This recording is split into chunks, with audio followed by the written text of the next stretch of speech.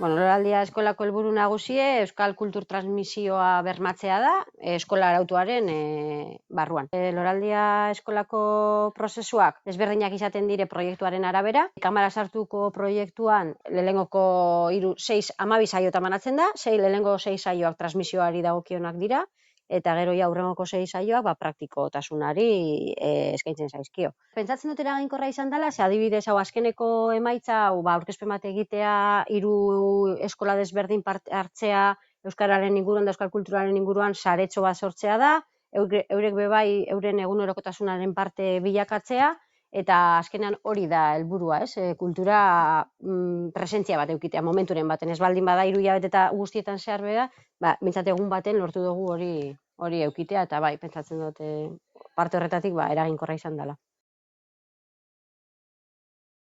Esango nuke ikasleek aukera daukatela hori euskara teknologiarekin zer nolako lotura izan dezakeen ikusteko eta beste modu baten erabiltzeko.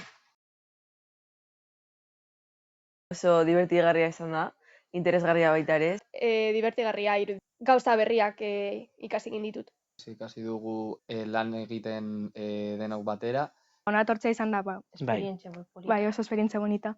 Iruditu zaigu oportunitate bikain bat ikasteko euskarari buruz gehiago, gainera ere ikasi dugu editatzen, orduan asko gustatu zaigu. Oso motibatuta ikusi ditugu parte hartzen, eta eurek ezagutarazten euskara dekozela esparru asko, eta kultura modernizatu aldala, eta referente barriek ezagutu dituzte. Ondo pasatu dute, ikasi dute, eta batez ere erabilgarritasuna ikusi diotela.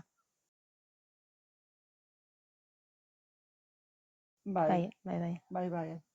Hau batez. Bai. Badauelako ondo antolatute, azalpenak ez direz luzeegiak, barrie da. Eta gainera badeko lan helburu finko bat, bideo bat sortu behar izan dute, motibatuta egon dire, beste ikastetxeekin ere partekatzeko aukera eduki dute, eta bai, batez ere, hori aukera izan dutelako ondo pasatzeko ikasten zuten bitartean.